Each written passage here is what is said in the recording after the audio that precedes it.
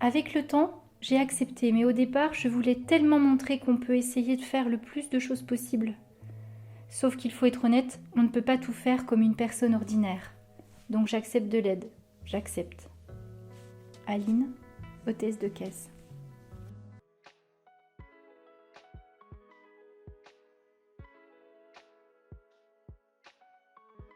Moi, ça fait 10 ans que je travaille là-dessus. À chaque fois, je me dis, tiens, il faut que j'y vois plus clair sur telle prestation. Tout d'un coup, il y a cette situation-là, tiens, comment ça va être traité? Eh ben, je reste 3 heures à déplier des trucs et dans une espèce de maquis administratif. Et voilà, c'est mon travail. Hein. Je suis censée être une experte. Il y a des fois, je sais pas. Je sais pas comment la prestation compensation des parents, vous allez comment ça va s'articuler avec l'allocation éducation. Enfin, et qu'est-ce qui va pouvoir financer quoi là-dedans et ça, c'est totalement chronophage. Un autre problème aussi, c'est que de plus en plus, et le défenseur des droits, il n'y a pas même plus tard qu'il y a 2 jours, je crois, a rappelé quand même que c'était un vrai problème. La plupart des droits, pour les activer, alors ils existent, hein, ces droits, mais comment vous les activez? Ça passe souvent par du numérique. Euh, est-ce que vous avez un ordinateur chez vous? Si vous êtes malvoyant, est-ce que vous avez la traduction vocale ou est-ce que vous avez l'écran comme ça? Est-ce que si vous avez une déficience intellectuelle, voilà, l'accès numérique, est-ce que ça va être facile à lire et à comprendre? Enfin, voilà. C'est vrai que les droits sont plus forts. Il y a plus de droits opposables. Néanmoins, pour les activer, c'est extrêmement compliqué. Moi, quelque part, je me sentirais peut-être reconnue. C'est pas parce que j'ai un problème que je peux pas travailler. C'est parce que moi, Claire, je suis toujours la même au niveau de tempérament. Même peut-être plus forte maintenant. Claire, 43 ans, technicienne de laboratoire. Quand cacher son handicap ne fonctionne plus, alors les travailleurs vont devoir le rendre évident. Ce faisant, ils vont endosser l'identité sociale négative de personnes handicapées, dans le but de conserver leur activité professionnelle et rester utiles. Effectivement, le fait de revendiquer son handicap entraîne une reconfiguration identitaire qui va ou pourrait leur permettre de demander des aménagements de travail, temps de travail, poste, tâches, etc. Et une attention, une prévention particulière, une reconnaissance de la fragilité liée à leur statut. C'est vrai qu'il y a une acceptation qui est de se dire que c'est pas forcément embêter les gens. C'est qu'il y a un moment donné, il faut aussi pouvoir dire aux gens « S'il vous plaît, j'ai besoin de ça, j'ai besoin de passer, il faut que j'ai de la place pour faire ci, pour faire ça. » Ce qui est pas... Au départ, c'est un peu dur en fait d'être sans arrêt dans la demande. Alexandre, 52 ans, enseignant-chercheur.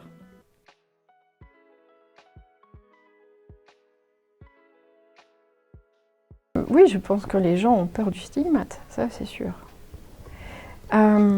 Après, je pense qu'il faut aussi distinguer le handicap qui se voit et le handicap qui ne se voit pas. Parce qu'à partir du...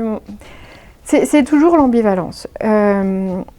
On a des gens qui n'ont pas toujours besoin d'une canne, mais qui la prennent. Parce que comme ça se voit, et comme ça, on fait attention à eux. Et au moins, ils sont sûrs de ne pas être bousculés, et ils sont sûrs qu'on soit un petit peu gentil avec eux dans les files d'attente. Et encore. Et puis, on en a d'autres, franchement, c'est tellement ébrieux, c'est tellement château branlant que on se dit, mais prends le déambulateur, s'il te plaît, tu vas tomber. Et non, il ne faut pas le prendre parce que ça fait handicaper. Et je pense qu'une même personne peut jouer sur les deux tableaux. Et c'est licite. Ils sont déjà bien assez emmerdés comme ça. Mais la sclérose en plaques est un excellent modèle. Parce que du coup, à chaque fois, il y aurait besoin d'un fauteuil roulant électrique. Elle se dit, bon, Ok docteur, on va prendre le fauteuil manuel. Vous voyez, et on a toujours un cran de retard par rapport à... Mais de tout ça, on ne peut rien y faire. Hein. Enfin, c'est eux qui sont décisionnaires. Et il faut que ça reste comme ça. Des aides techniques qui vont utiliser. Mais il y a ça. C'est toujours décalé. Nous, on pense qu'il faudrait des aides techniques quand même conséquentes. Et non, mais ça va bien, ça va bien. La canne, ça suffit. Bon, d'accord, canne tripode au lieu de canne simple. Mais alors qu'on parle de fauteuil manuel, quoi. Ça va bien. Donc ils se contentent quand même de... Ouais. Parce que ça va comme ça, parce que j'y arrive encore. Et je pense qu'il y a cette peur de la déchéance. Parce que la sclérose en plaques, c'est une maladie évolutive. Et ouais, quelque part, c'est ce que je vous disais. Prendre le fauteuil roulant électrique, c'est acter un truc. Faire une RQTH, c'est acter un truc.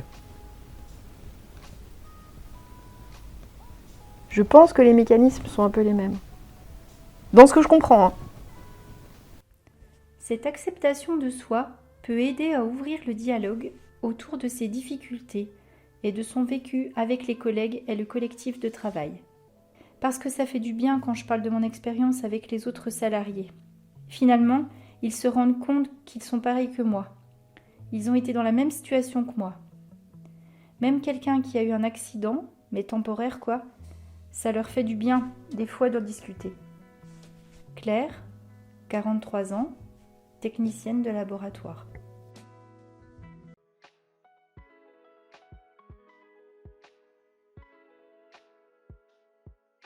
La vie familiale peut être un soutien.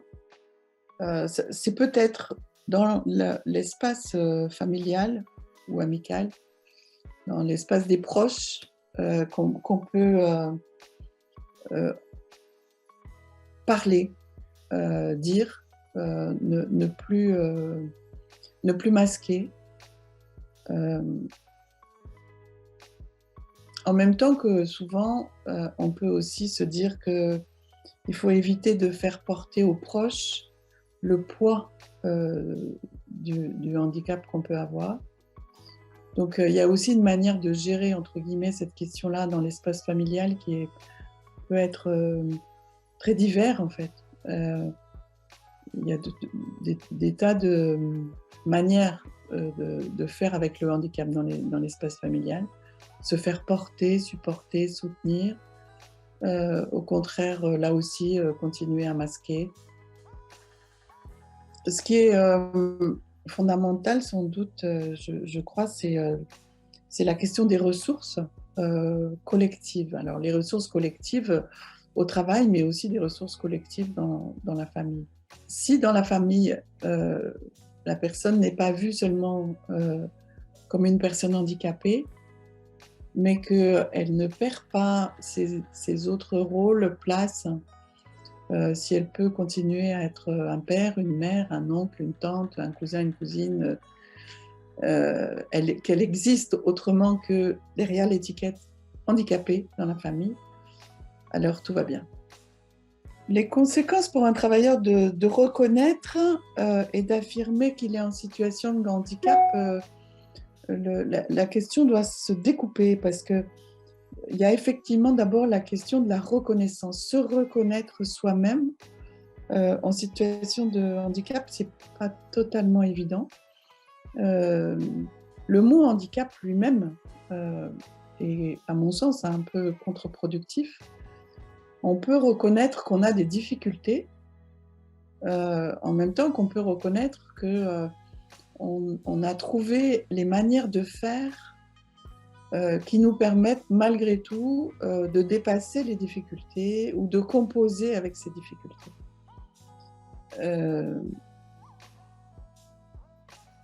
On peut dans un premier temps dénier, ne pas vouloir voir ces difficultés jusqu'au moment où l'accident arrive ou où la situation se dégrade franchement. Donc la dimension reconnaissance, le temps qu'il faut pour reconnaître, c'est important. Qu'on reconnaisse soi-même déjà. Hein. Après, l'autre dimension de la question, c'est l'affirmation. L'affirmation aux yeux des autres de ce qu'on a fini par reconnaître soi-même. Les conséquences sont positives quand elles vont dans le sens de la recherche et dans le fait de pouvoir rencontrer, bien sûr, de la compréhension, de la solidarité, de la coopération, de la recherche conjointe de solutions, de la distance par rapport aux images négatives.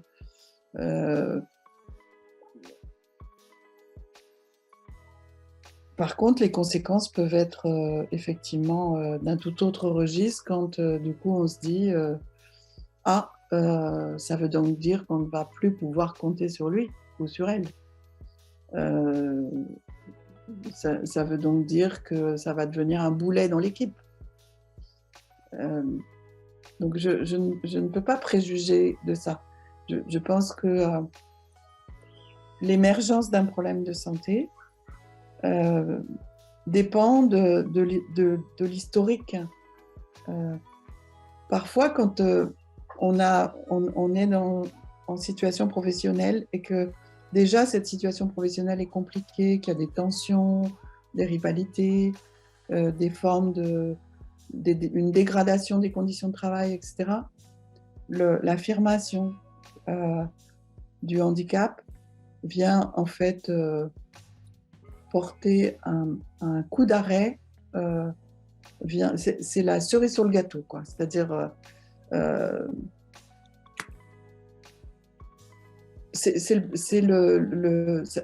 ça va en fait concrétiser une histoire déjà négative.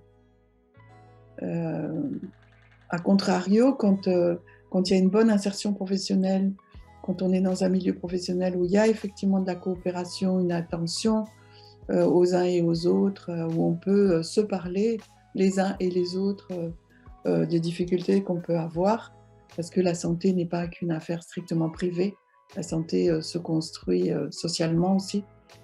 Alors peut-être qu'il n'y aura pas d'affirmation à effet négatif, mais d'affirmation débouchant sur un renforcement des liens.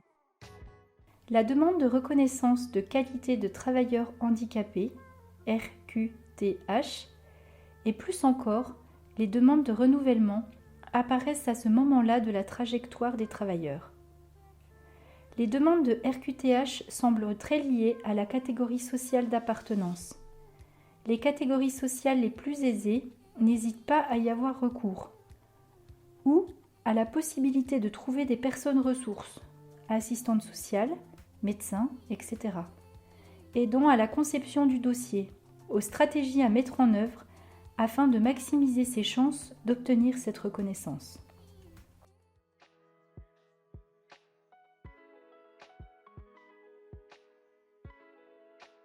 On a donc des personnes handicapées qui travaillent sans être des salariés, mais on a aussi des travailleurs handicapés en emploi, salariés, qui en revanche ne sont pas identifiés comme des travailleurs handicapés, hein, qui ne demandent pas la RQTH ou bien qui ne la font pas valoir auprès de leur employeur. Donc on a en fait cette catégorie de travailleurs handicapés, finalement, quand on s'y penche d'un peu plus près, ces contours ne sont finalement pas si aisés à définir.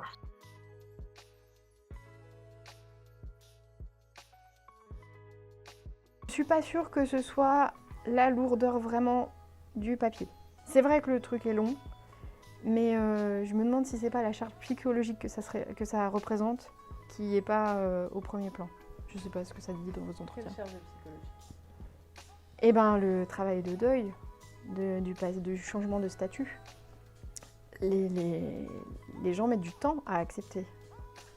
Il faut plusieurs mois souvent pour qu'ils acceptent. Alors quand on les voit au bout d'1 an et demi de pathologie, qu'ils ont déjà été convoqués 2 fois à la Sécu, qu'ils sont déjà passés par toute la filière de soins, Ça peut être assez rapide parce que bon, ils se rendent bien compte, quoi.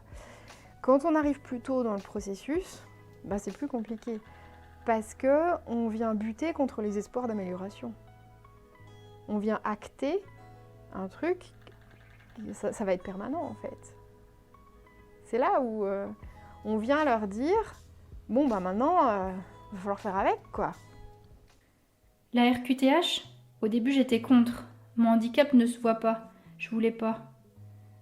Aurore, 44 ans, chômeuse. Quand l'économie des forces et des ressources personnelles ne suffit plus, les travailleurs vont faire appel aux ressources liées au travail. Les postes vont être aménagés, loupe ou toilettes privatives, tout comme les emplois du temps, horaires flexibles. Le temps de travail peut être diminué, 80%, mi-temps. Les collègues sont ici extrêmement importants, car ils permettent aux travailleurs de tenir sa place au travail.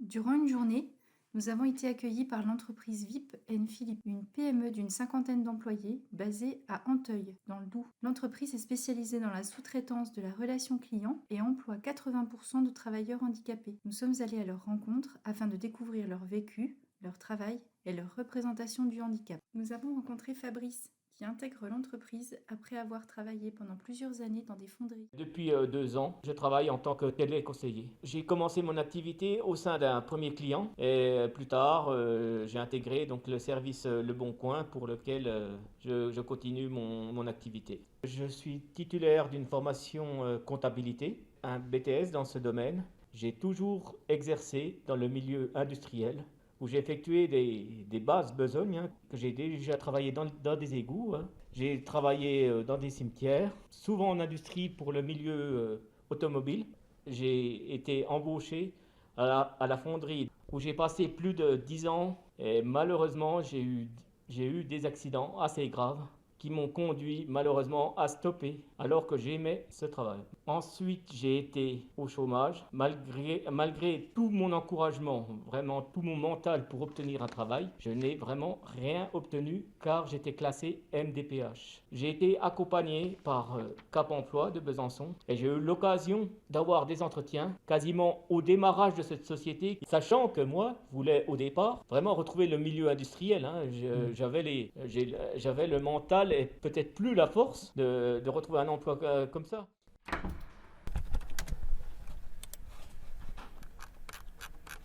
Nous avons également rencontré Martial, qui souffre d'une lésion au genou suite à un accident du travail consécutif à une ancienne blessure. Moi, au sein de l'entreprise, je suis rentré au 15 juin 2020 en tant qu'AFPR, donc en gros stagiaire. J'ai été pris en CDD en tant que téléconseiller. J'ai signé mon CDI et entre-temps, je suis passé de téléconseiller à formateur. Je suis aussi devenu responsable de l'activité. J'assiste un petit peu aussi chargé de mission informatique. Niveau études, j'ai passé plusieurs diplômes, en allant d'un CAP pâtisserie jusqu'à un Bac+2 en informatique, enfin maintenance informatique. J'ai travaillé dans différents milieux, soit dans l'automobile, dans la plasturgie, beaucoup d'entreprises en industrie en fait, là dans le bâtiment. Alors j'ai découvert VIP et Philippe par le biais d'un article sur un journal. Je déposais un dossier MDPH, que je découvrais le monde du handicap suite à mon accident. L'article est tombé vraiment en même temps et j'ai saisi l'occasion de postuler.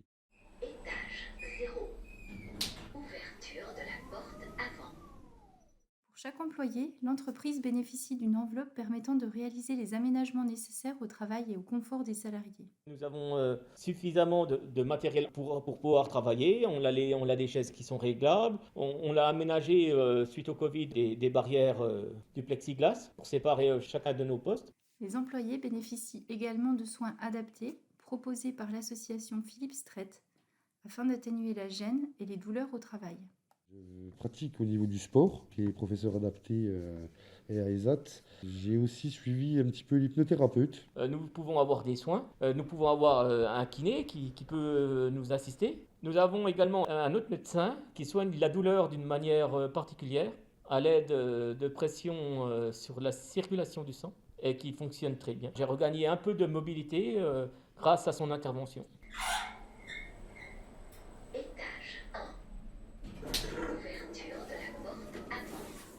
Intégrer une entreprise en tant que travailleur handicapé n'est pas chose aisée. Accepter son handicap, le reconnaître, c'est déjà parfois un parcours du combattant. Disons, au départ, moi je ne me sentais pas handicapé car ayant travaillé dans des milieux difficiles, je ne voulais pas reconnaître ma faiblesse. Je suis encore orgueilleux. Et la personne qui m'a vraiment redonné confiance, ça a été mon maître tatoueur qui m'a aidé non seulement physiquement, mais psychologiquement.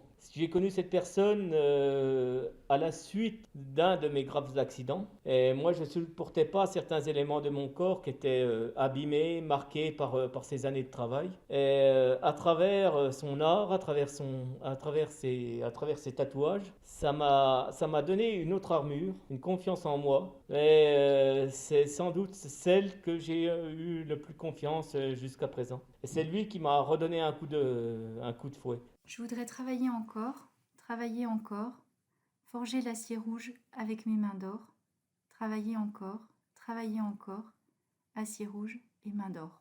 Travailleur handicapé, c'est également se faire reconnaître en tant que tel. Pour cela, une démarche administrative, la RQTH, reconnaissance de qualité de travailleur handicapé. Plus jeune, je ne voulais pas entendre parler. Je le voyais comme une contrainte. J'ai pas eu le choix. Avant Action Philippe Strait, j'ai lancé les démarches sans connaître l'entreprise au début. Je ne savais pas du tout que ça existait. J'avais vraiment pas le choix. J'ai eu la chance, je dis, comme mon médecin généraliste qui m'a vraiment aiguillé là-dessus en me disant que c'était important, qu'il fallait vraiment que je le fasse, qui m'a fait faire une demande d'RQTH. Un accident suite à des séquelles, j'aurais déjà dû, ça fait 20 ans que je devrais être déclaré RQTH. Et je ne l'ai pas fait parce que j'avais cette même bêtise, cette même appréhension au niveau de la RQTH et des handicapés au niveau du travail. Parce que si je suis handicapé, je ne trouve pas de travail. Si je suis handicapé, je ne suis pas pris au sérieux. Travailler dans une entreprise où 80% des employés sont porteurs d'un handicap, c'est penser le travail et le handicap autrement. Mon regard a changé et donne encore plus envie de me battre en fait dans le sens, il faut le prendre en compte, il faut faire le nécessaire, il faut aider les gens en situation de handicap. Parce que c'est pas une finalité, je suis handicapé, du coup j'ai pas de travail.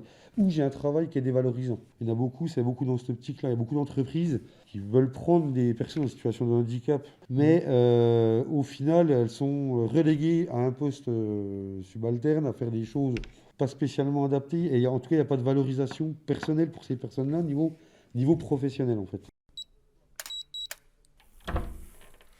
Handicap, pour la majorité des gens, c'est un handicap physique. Quelqu'un qui est en fauteuil roulant, par exemple, ou qui lui manque une main, ou qui sais-je. Et là, moi, concrètement, on ne dirait pas que je suis handicapé.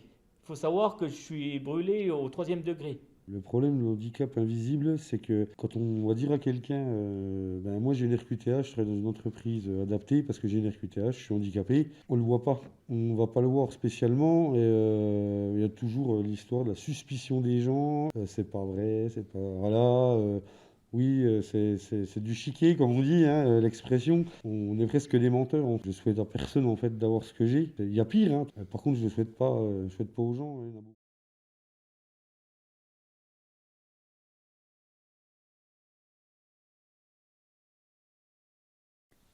C'est un vrai avantage. Tout le monde se fait confiance.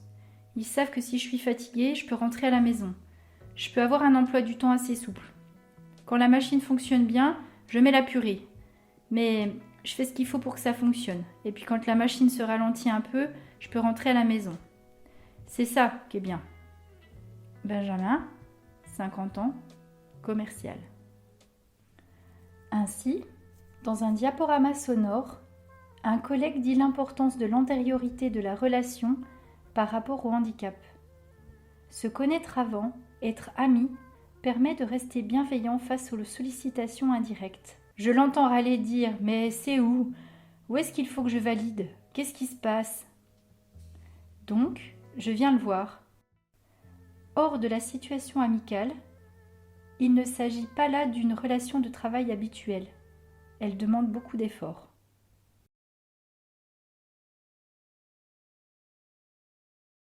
Qu'est-ce qu'il est lancé là? Tu veux une petite lumière quelque part là? Ton handicap, il est dégénératif, c'est ça? Ouais. Et c'est quoi comme maladie, C'est handicap? une rétinite pigmentaire. En fait, c'est une maladie génétique, hein. Ma mère l'avait, et ma grand-mère aussi. C'est des pigments qui se posent sur la rétine, à l'intérieur, ça, ils se posent sur la rétine, puis de plus en plus, en fait, au départ, ça te réduit un peu ton champ de vision, comme ça. Et après, tu en as aussi qui viennent au milieu, et puis au bout d'un moment, il y a plus de... C'est comme si tu mettais des gouttes de goudron sur le pare-brise, comme ça, un peu tout le temps. Au bout d'un moment, il est tout noir, et puis tu vois plus, quoi. Je m'en suis aperçu en 2009 ou 2010, je sais plus. Moi, j'ai grandi, parce que ma maman, elle avait la rétinite, mais en fait, elle est décédée avant qu'elle la déclare. Donc, on savait pas qu'elle l'avait.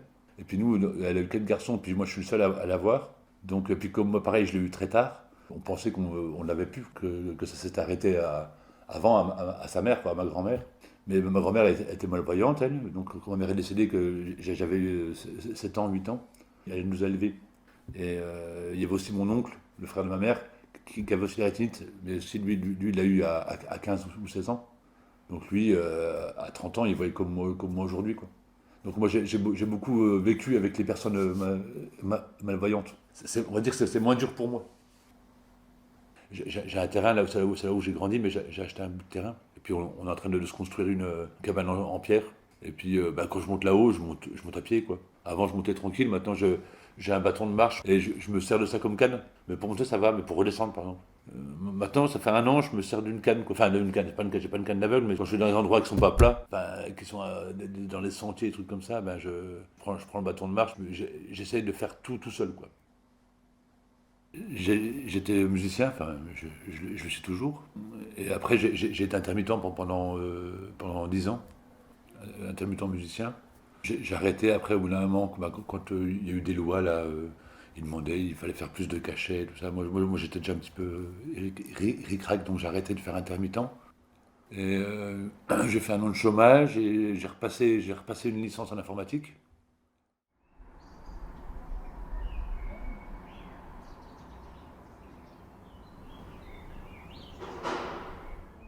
Mon handicap, il va m'amener forcément à arrêter ce que je fais. Je pourrais être kiné par exemple, mais informaticien sans voir, surtout quand on fait du développement avec des pages de code, de 1000 lignes de code, c'est visuel, quoi. Pour l'instant, avec le peu que je vois encore, j'arrive à me débrouiller, mais ça me fatigue d'une force par rapport à la normale, ça me fatigue 10 fois plus. Et je suis beaucoup moins efficace. Il y a des tâches que tu as adaptées Tout, hein. Je peux zoomer n'importe quelle partie de l'écran. J'ai un doigt sur une touche, puis quand je fais le scroll de la souris, à l'endroit où est ma souris, ça dézoome l'endroit où je suis, quoi. Maintenant, avec le handicap, là, j'ai pris un 80%. Je travaille plus le mercredi, ça. Je me fais une coupure le mercredi pour me reposer les yeux. Avant, on était 3 plus un chef, ouais. Et maintenant, on a plus de boulot, puis on est plus que 2. En comptant que moi, ils ont acté que je travaillais qu'à 50% de mes capacités, et que je suis à 80%, donc on est 2,4 pour 4 avant.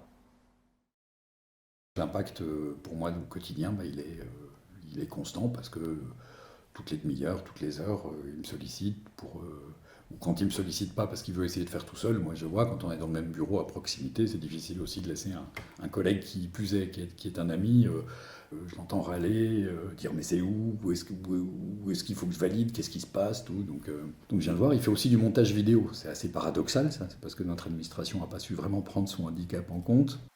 Heureusement qu'on se connaît depuis très longtemps, finalement, ça fait 30 ans qu'on se connaît, donc on peut considérer qu'on est des amis. Si on avait été que collègues et pas amis, je pense que la situation aurait été invivable beaucoup plus rapidement que ça. On est prêt sans doute à accepter plus de choses et à faire plus de choses pour un ami. Après, il y a la frustration de voir que l'administration n'a pas pris en compte et en considération son handicap de manière sérieuse. La seule chose qu'on lui ait proposée, et ça a mis un temps fou pour être mis en place, c'est l'acquisition d'une loupe. Donc bon.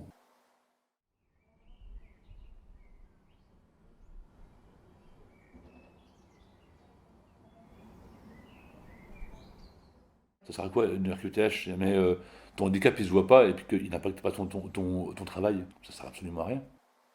Les administrations comme ça, quand tu fais le même boulot que tu as une RQTH, ils sont contents, tu rentres dans leur case, ils embauchent des personnes handicapées, mais ça les impacte pas, mais quand ça commence à les impacter, c'est des pourris, quoi. Pourtant, c'est l'administration, quoi. Tu te dis, c'est pas leur argent, quoi, tu vois. Mais là, ils cherchent tellement à rentabiliser tout, le moindre fait et geste, pour gagner des sous, pour... Moi, c'est qu'une envie, c'est que je me barre.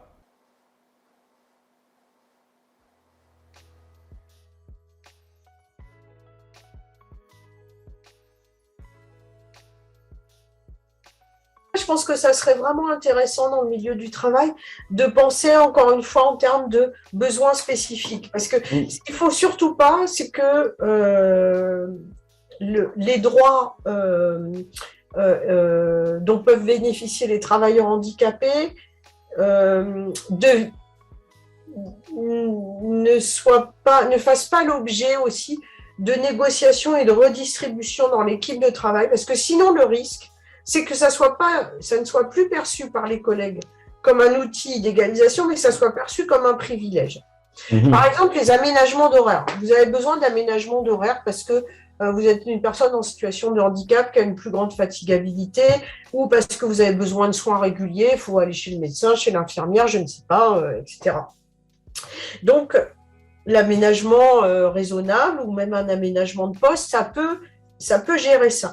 Mais si votre collègue, par exemple, c'est une femme, une mère isolée qui a 4 enfants, et que vous ne pensez pas de manière plus distribuée, en fait, ces aménagements, vous allez créer des tensions à l'intérieur de l'équipe et en fait une hiérarchie des statuts qui va aller complètement à l'encontre de la visée inclusive professionnelle.